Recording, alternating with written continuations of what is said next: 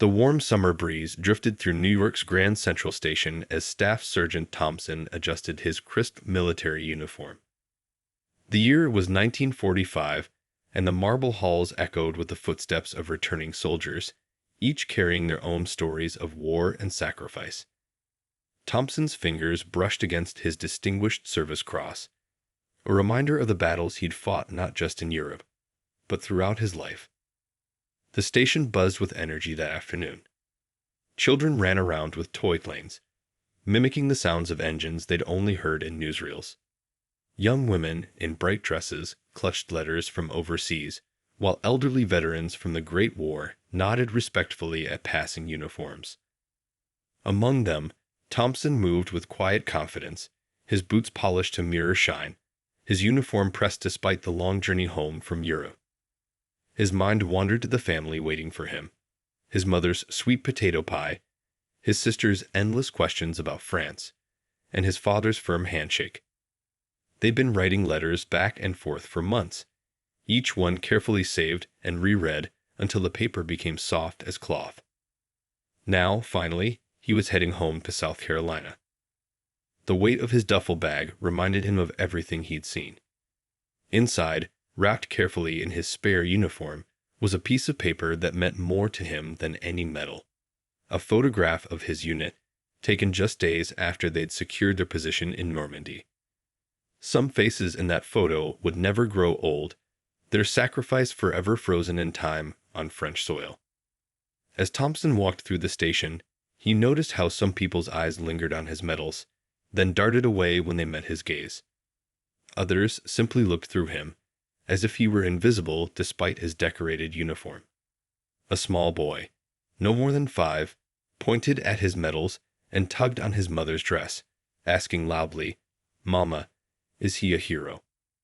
The mother quickly pulled her child along, leaving the question hanging in the air. The afternoon sun streamed through the station's grand windows, casting long shadows across the floor. Thompson paused to check his ticket one last time, remembering the promise he'd made to himself in a foxhole in France. He'd survived the war, faced down enemy fire, and led men through hell itself. Surely, he thought, something had to be different now. America had sent him to fight for freedom in Europe. Perhaps some of that freedom had made its way back home. Near the platform, an elderly porter caught Thompson's eye and gave him a subtle nod. A silent acknowledgement between two men who understood more than words could say. The porter had probably seen countless soldiers pass through these halls, each with their own hopes of what awaited them back home. The station clock showed 3:45 p.m. as Thompson approached the ticket counter. His train would leave in 30 minutes. He stood straighter, squaring his shoulders like he'd done so many times before heading into battle. But this wasn't the front line in Europe.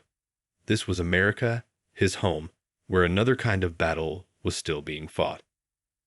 As people bustled around him, Thompson took a deep breath. The sounds of the station faded into the background. The clicking of heels on marble, the calls of porters, the hiss of steam from waiting trains. In his mind, he heard the words his grandfather had told him before he left for war.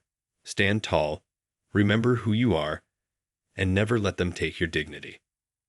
With his papers in hand and his medals catching the afternoon light, Staff Sergeant Thompson stepped forward to the ticket counter. Little did he know, this moment would become more than just a soldier buying a train ticket. It would become a spark that would help ignite a movement for change in post-war America. The ticket counter loomed before Thompson like another battle line. Behind it, a clerk with wire-rimmed glasses barely looked up from his paperwork. The afternoon crowd pushed and shuffled around them, their voices mixing with the echo of train whistles in the distance. "First-class ticket to Charleston, please," Thompson said clearly, sliding his money across the scratched wooden counter. His words hung in the air as the clerk slowly raised his eyes, looking first at Thompson's uniform, then at his face with an expression that had nothing to do with customer service. "Those cars are full," the clerk replied flatly, though Thompson had watched several white passengers purchase first-class tickets just moments before. The lie sat heavy in the air between them, as obvious as the medals on Thompson's chest. A small crowd had begun to gather, pretending not to watch but stealing glances all the same. An older white woman clutched her handbag tighter, while a businessman suddenly became very interested in his newspaper. Near the wall, two other black travelers shook their heads slightly, having seen this scene play out countless times before. "Sir," Thompson said quietly, his voice steady despite the familiar ache rising in his chest, "I can see the boarding list from here. There are plenty of seats available." He'd faced German artillery with less tension than this moment, standing at a simple ticket counter in his own country. The clerk's face reddened slightly as he shuffled some papers. "You'll have to take the colored car," he said, not bothering to lower his voice. "That's just how it is." He emphasized each word as if speaking to a child, not a decorated war hero. A young boy nearby tugged at his father's sleeve, asking in that loud, clear way children do, "Dad, why can't the soldiers sit in first class?" The father quickly shushed him, turning away from the scene. But the question lingered, innocent and damning all at once. Just then, another soldier, white, wearing lieutenant's bars, stepped forward from the crowd. He'd been watching the exchange with growing discomfort, his eyes fixed on the Distinguished Service Cross on Thompson's chest. The lieutenant knew what that medal meant, knew the kind of courage it took to earn it. He opened his mouth to speak, but Thompson caught his eye and gave a slight shake of his head. The station's grand clock ticked loudly overhead, marking each second of this small but significant moment in American history. Thompson stood perfectly still, his posture military straight, face composed despite the humiliation being dealt to him. He'd seen too much, survived too much, to let this break his spirit. Behind the clerk, through the station's tall windows, the American flag fluttered in the afternoon breeze. The same flag Thompson had fought under, had seen friends die protecting. The same flag that was supposed to represent freedom for all. A reporter from one of the local papers stood nearby, his pencil moving quickly across a small notepad. He'd come to the station to cover a visiting politician, but found a much more important story unfolding before him. His eyes darted between Thompson's medals and the clerk's dismissive expression, capturing every detail. The tension at the counter had created a small island of silence in the busy station. Other travelers now had to decide, step around this scene, pretend not to see, or stop and witness what was happening to a man who'd risked his life for their country. Thompson reached slowly for his money, his movements deliberate and dignified. He could feel the weight of every eye on him, the silent judgment, the discomfort, the shame, though the shame wasn't his to carry. As he turned from the counter, his medals caught the light one more time, flashing like a signal mirror, like a message to anyone willing to see. What nobody in that station knew then was that this moment would not fade into history as just another quiet indignity. This particular afternoon would spark something larger, would become part of a story that needed to be told. A story about courage both on and off the battlefield. As Thompson stood in that crowded station, his mind drifted back to a very different day, 6 months earlier on the beaches of Normandy. The memory was as clear as morning dew, the taste of salt water and gunpowder, the weight of his wet uniform, and the deafening roar that seemed to come from both heaven and earth. That morning had started in darkness, with hundreds of men packed shoulder to shoulder in landing crafts, their breath creating clouds in the cold air. The waves rocked them back and forth as they approached the beach. Nobody spoke much. Some prayed quietly. Others checked their gear for the 100th time. In those moments, fear made all men equal, regardless of their color. The sharp crack of gunfire had cut through the dawn like lightning. Their commanding officer, a young lieutenant fresh from West Point, took a hit before they even reached the shore. The man crumpled without a sound, and suddenly, all eyes turned to Thompson. In that moment, rank and race disappeared. There were only soldiers who needed leadership, and Thompson was the one who stepped forward. "Follow me," he had shouted above the chaos, his voice carrying over the explosions. and they did follow, both black and white soldiers, trusting his judgment, his experience, his courage. They moved as one unit up that blood-soaked beach, ducking between bomb craters and pushing forward inch by inch. Thompson remembered spotting the German machine gun nest that had pinned down several platoons. Without hesitation, he organized a small group to flank the position. They crawled through the sand, bullets whizzing overhead like angry hornets. The salty water soaked through their uniforms, mixing with sweat and blood, but they kept moving. Under his direction, they worked their way behind the German position. Thompson led the charge himself, throwing grenades with perfect accuracy. The nest fell silent, and suddenly dozens of trapped soldiers could advance. It wasn't until hours later that anyone realized just how many lives his quick thinking had saved. An explosion nearby had thrown sand in his face, and Thompson remembered wiping his eyes only to see a young soldier, couldn't have been more than 19, frozen in terror behind a piece of wreckage. Without thinking, Thompson had rushed to him, shielding him with his own body as they made their way to safer ground. He didn't know then that this was the son of a high-ranking general. Throughout that endless day, Thompson led by example. When men were wounded, he helped carry them to safety. When ammunition ran low, he organized runners to bring more.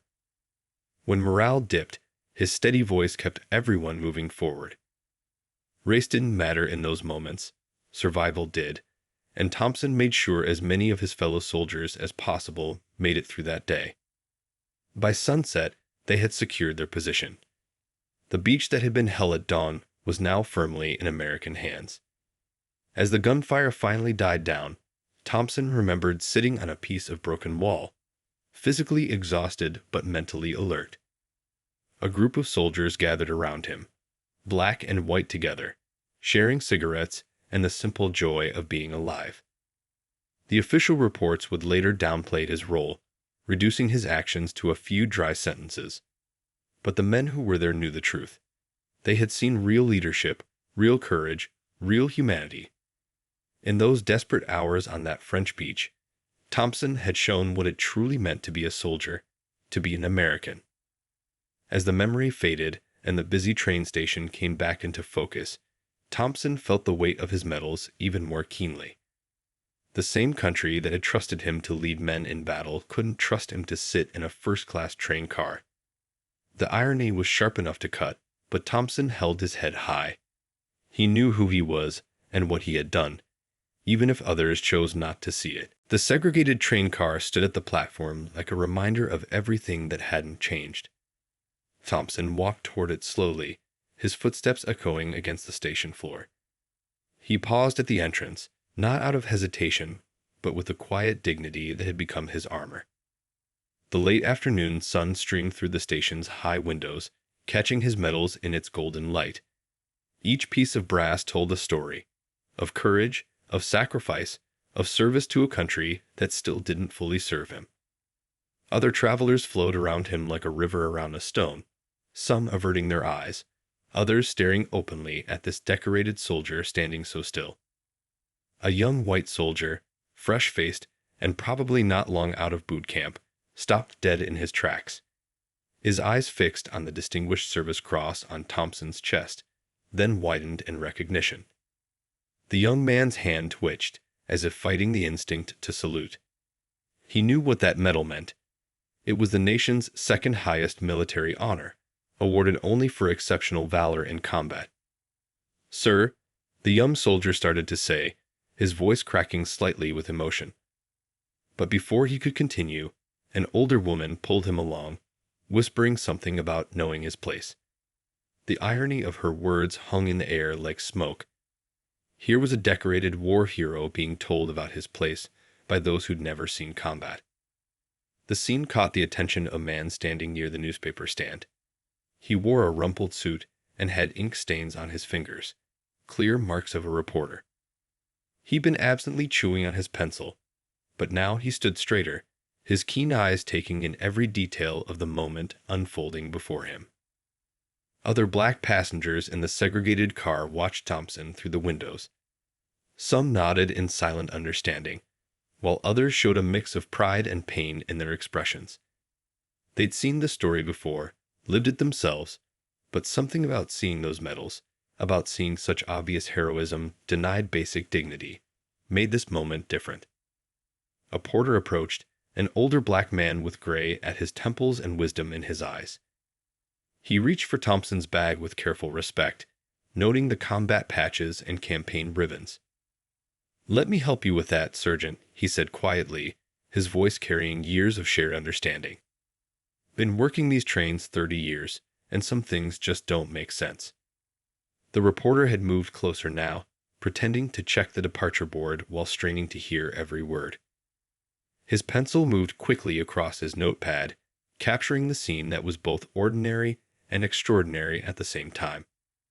He watched as more people stopped to stare, creating a small circle of space around Thompson and the segregated car entrance.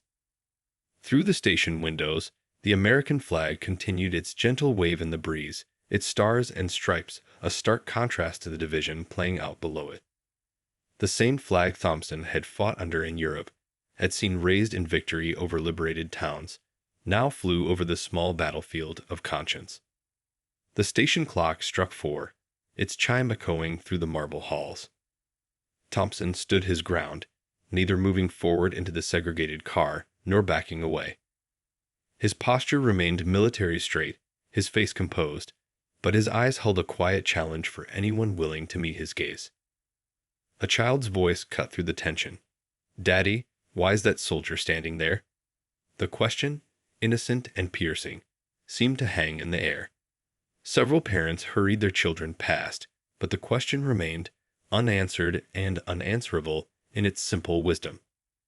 The reporter stepped forward finally, no longer pretending to be a casual observer.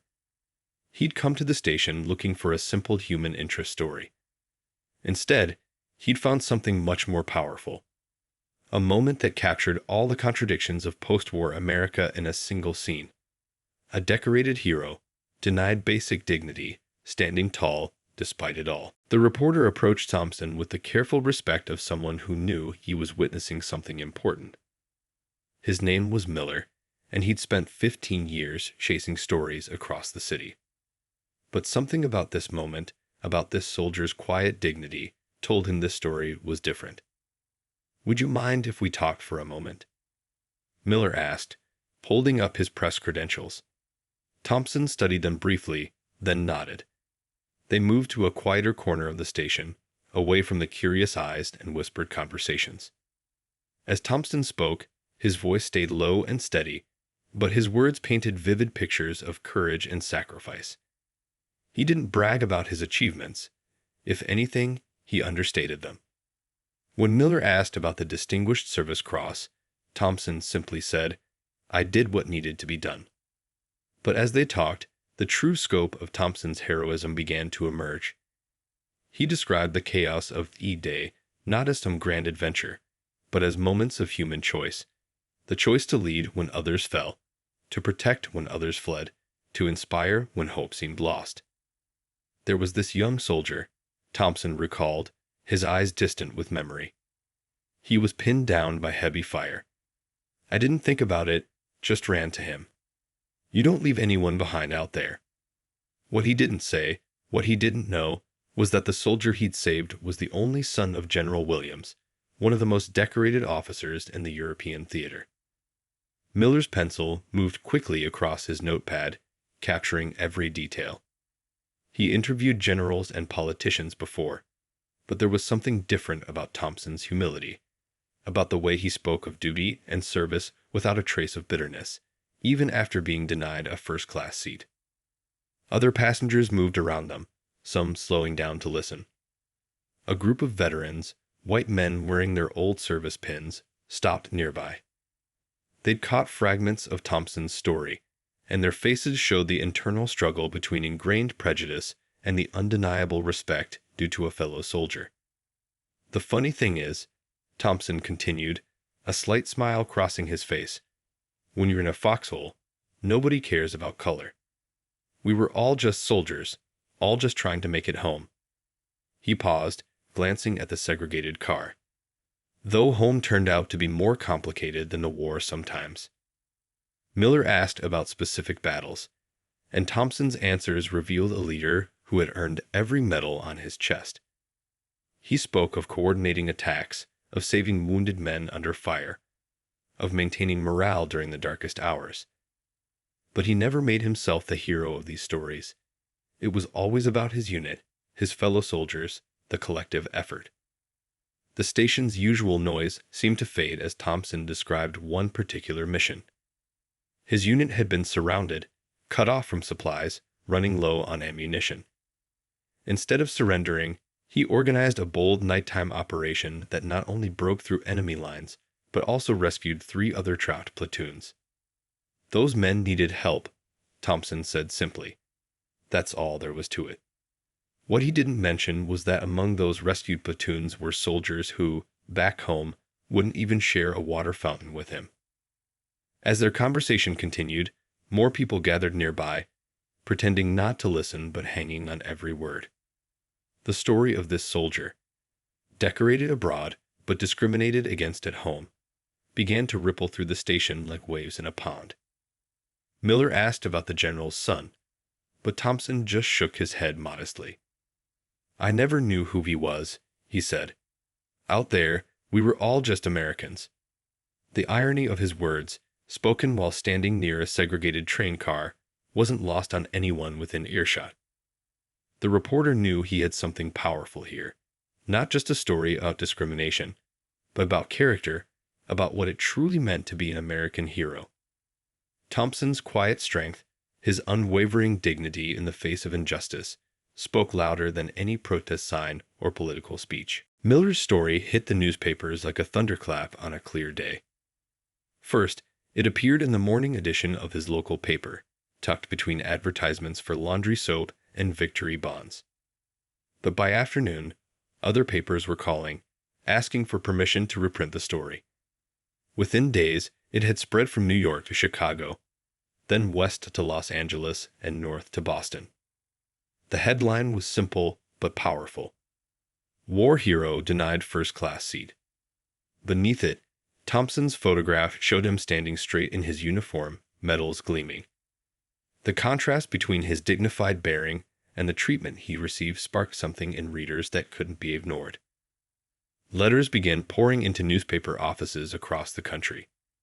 A schoolteacher from Ohio wrote about reading the article to her class and how one little boy had burst into tears, asking why anyone would treat a hero that way. A factory worker from Detroit sent in his own story about serving alongside black soldiers in the Pacific, saying how they'd saved his life more times than he could count. Veterans groups, particularly those who had fought in Europe, began speaking out. They shared their own stories of fighting alongside black soldiers, of owing their lives to men they weren't allowed to sit next to on a train back home.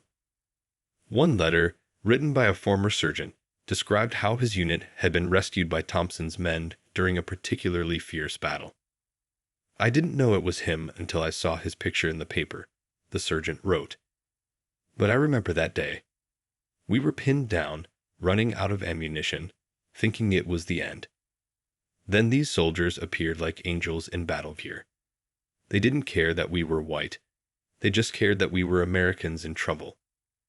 The story gained more power when a retired colonel recognized Thompson from the photograph. He'd have been there on D-Day, had seen Thompson take command when their original officer fell. The colonel wrote a detailed account of Thompson's actions, painting a picture of extraordinary courage under fire that couldn't be denied or diminished. Church groups began discussing the article during Sunday services. Some pastors spoke about the contradiction between fighting fascism abroad while maintaining discrimination at home. In one small town in Pennsylvania, a Sunday school teacher asked her students to write letters to Thompson, telling him how much they admired his bravery. Coffee shops and diners buzzed with conversations about the story. People who had never questioned segregation before found themselves uncomfortable with the idea of denying a seat to someone who had risked his life for their freedom. The story had put a human face on an issue many had found easy to ignore. Even some staunch supporters of segregation found themselves struggling to justify their position. How could they claim someone wasn't good enough to sit in first class when he had proven himself more than good enough to fight and die for his country? Military officials, caught in the spotlight, began reviewing their policies. The sight of a Distinguished Service Cross recipient being treated like a second-class citizen made it harder to defend the armed forces' own segregation policies. Questions were being asked at higher and higher levels of command. The story reached the halls of Congress, where several representatives read portions of it into the official record. They pointed out the shameful contrast between America's ideals and its reality, between the democracy they claimed to be fighting for and the discrimination they practiced at home. Through it all, Thompson himself remained modest and dignified. When reporters sought him out for follow-up interviews, he spoke not of personal grievance but of hope for change. "I fought for an America that lives up to its promises," he would say. "Not just for me, but for everyone." As the story continued to spread, it became clear that this wasn't just about one man being denied a train seat. It was about the kind of country America wanted to be after the war. The public reaction showed that something was shifting in the national consciousness, a slow but steady awakening to the need for change. General Williams sat in his Washington office, his morning coffee growing cold as he stared at the newspaper spread across his desk. The photo of Thompson in his uniform caught his eye immediately, but it was the story that made his hands shake. This was the man, the soldier who had saved his son's life on that bloody beach in Normandy. The memory came rushing back like a tidal wave. His son had written him a letter describing that day, how he had frozen under heavy fire, certain he was going to die, when a black sergeant appeared out of nowhere. The sergeant had shielded him with his own body, dragging him to safety while bullets whizzed past like angry hornets. The general picked up his phone, his voice tight with emotion as he called his son. "Is this him?" he asked, even though he already knew the answer. His son's confirmation brought tears to his eyes. Tears of gratitude mixed with shame at how this hero had been treated. That afternoon, the general's office became a storm of activity. He called newspaper editors, military officials, and fellow officers. His voice, usually measured and controlled, carried a new urgency. "This man saved my boy," he would say, letting that simple truth sink in. "And we thank him by telling him he's not good enough to sit in first class." The general's influence opened doors that had previously been sealed shut.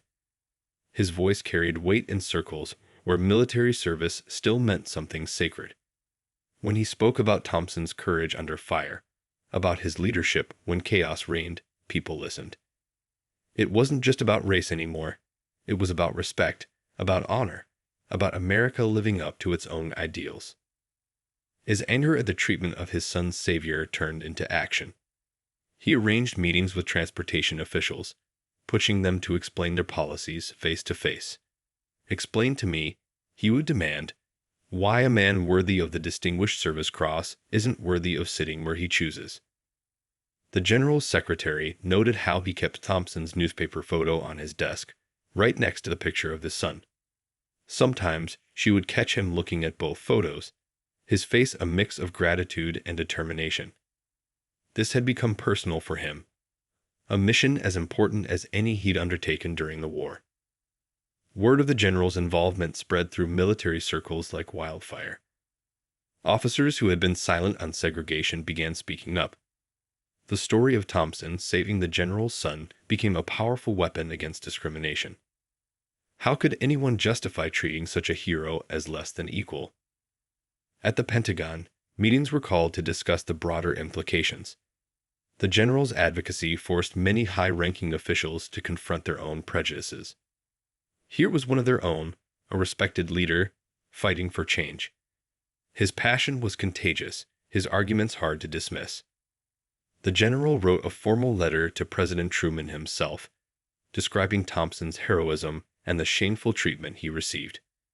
He attached his son's original letter describing the rescue, along with Thompson's military record. "Mr. President," he wrote, "how can we claim to be fighting for democracy when we deny it to our own heroes?" He didn't stop at official channels. The general began speaking at veterans gatherings, sharing the story of how a black surgeon had saved his only son. His words carried special weight coming from a decorated officer with a distinguished service record. When he spoke about honor and courage knowing no color, people listened. His wife noticed how this cause had energized him, given him a new purpose after the war. "It's not just about Thompson," he told her one evening. "It's about who we are as a nation. Every time we dishonor a soldier like him, we dishonor ourselves." The general's advocacy marked a turning point. When someone of his stature spoke out against segregation, it became harder for others to defend it. His personal connection to Thompson's story made it impossible to dismiss as just another political issue. This was about real people, real courage, real American values. Change began like a gentle breeze that slowly grew into a wind strong enough to move mountains. The story of Thompson, combined with the general's influential voice, started pushing open doors that had been locked for generations. In the spring of 1948, President Truman sat at his desk, reviewing reports of similar incidents across the country. Thompson's story had landed on his desk multiple times, each time from a different source. Military officials, civil rights leaders, concerned citizens. The president's aides noticed how he kept coming back to this particular case, often staring at Thompson's photograph with a thoughtful expression. The wheels of change started turning in unexpected places. A train conductor in Virginia, who had read about Thompson's service, quietly began allowing black servicemen to sit wherever they wanted on his route. When questioned, he would simply point to his own military service pin and say, "A hero is a hero." Military bases across the country started seeing small but significant changes. Officers who had never questioned segregation began feeling uncomfortable enforcing it. In mess halls and barracks, conversations about Thompson's story led to deeper discussions about equality and justice. A group of young officers at West Point made Thompson's story part of their leadership training discussions. They studied not just his battlefield courage, but his dignity in the face of discrimination. "This is what real leadership looks like," one instructor would say, pointing to Thompson's photo. "The courage to stand tall, even when others try to bring you down." The transportation industry found itself under increasing pressure. Companies began receiving letters from veterans of all races, many sharing their own stories of fighting alongside black soldiers. These weren't just protests. They were personal testimonies about shared sacrifice and brotherhood forged in battle. In Congress, progressive representatives used Thompson's story to push for broader changes. They pointed out the absurdity of a country claiming to be the leader of the free world while treating its heroes as second-class citizens. The argument was simple but powerful. If a man is good enough to die for his country, he is good enough to live freely in it. Churches and community groups began organizing peaceful protests inspired by Thompson's quiet dignity. They didn't shout or demand. They simply stood silently at train stations and bus stops, many wearing military medals or holding photos of black servicemen who had fought for America. One summer afternoon, a group of white veterans organized a quiet demonstration at the same station where Thompson had been denied his ticket. They came in their old uniforms, medals displayed, and tried to buy tickets to the segregated car. When denied, they simply asked, "Why not?" Thompson would have written there. The movement gained momentum in schools, where teachers began incorporating Thompson's story into their lessons about citizenship and democracy. Children wrote essays about what courage meant to them, many mentioning how Thompson showed bravery both on and off the battlefield. President Truman's desk became increasingly crowded with reports, letters, and photographs related to military segregation. Thompson's case wasn't the only one, but it had become a powerful symbol of a larger issue that could no longer be ignored. Finally, on July 26, 1948, President Truman signed Executive Order 9981, officially desegregating the United States military. While Thompson's story wasn't the only factor, it had helped create the environment where such a change became possible, even inevitable. The signing ceremony was quiet, just the scratch of a pen on paper. But its impact would echo through American history. In offices across Washington, officials began the complex task of dismantling a system that had existed for generations. They weren't just changing rules, they were changing minds and hearts. That same day, a railroad company quietly removed the colored-only signs from its cars. No announcement was made. They were simply gone. When asked about it, the station manager said something that captured the spirit of the moment. You can't hold back the tide of change forever. Through it all, many remembered how it started, with one soldier, standing tall at a ticket counter, his medals gleaming in the afternoon sun, showing America what real courage looked like. Years later, on a warm spring morning in 1969, Thompson walked slowly through the halls of a military academy. His hair had turned gray, but he still carried himself with that same quiet dignity. Young cadets stopped and saluted, knowing exactly who he was, not from his medals, which he wasn't wearing that day, but from their textbooks. His story had become part of their training, a lesson about courage that went beyond the battlefield. The instructor had invited him to speak to the graduating class, though public speaking had never been his favorite thing. But some stories, he knew, needed to be told in person. As he stood at the podium, looking out at the sea of young faces, he saw something that would have seemed impossible that day at the train station. Black and white cadets sitting together, all wearing the same uniform, all sharing the same dreams of serving their country. I didn't set out to change history, he began, his voice soft but clear. I just wanted to buy a train ticket. A gentle laugh rippled through the audience. But sometimes, he continued, the smallest moments can become the biggest turning points. He told them about D-Day, not focusing on his own heroics, but on the way men of all backgrounds had come together in crisis. He described how fear and courage looked the same on every face, how blood ran the same color regardless of who shed it. The cadets leaned forward, hanging on every word. During the question and answer session, a young cadet raised his hand. "Sir," he asked, "were you angry that day at the station?" Thompson paused, considering the question carefully. "I felt many things," he answered, "but I chose dignity over anger. Sometimes standing tall silently speaks louder than any words." After the speech, a group of older veterans who had served with him surprised him. They had traveled from across the country to be there. One of them was the general's son, now a colonel himself. The two men embraced, no words needed between them.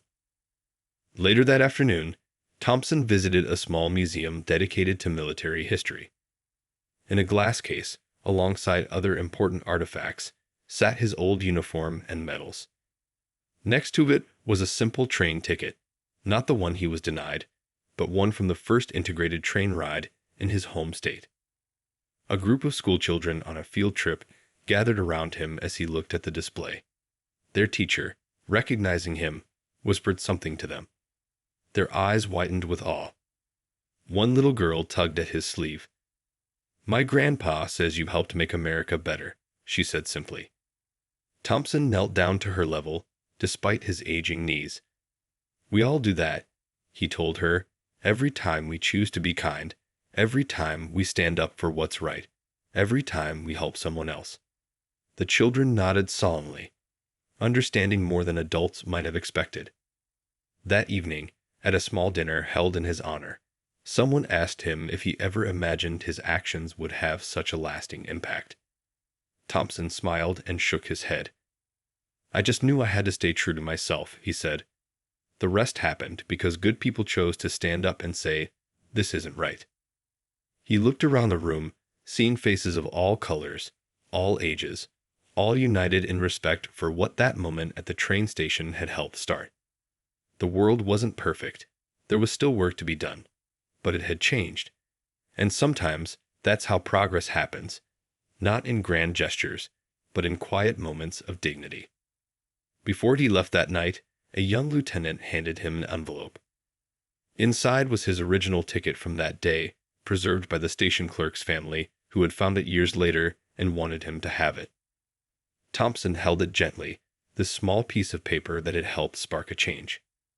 The greatest victory, he told the crowd in his closing remarks, isn't winning battles. It's winning hearts. And that happens one person at a time, one moment at a time, one choice at a time. As he walked out into the evening air, the stars were just beginning to appear. Thompson looked up at them, remembering all those who hadn't lived to see this day, all those who had fought not just on battlefields, but in train stations and bus stops and quiet protests across the country. Their legacy lived on in every person who chose courage over comfort, dignity over despair, hope over hate.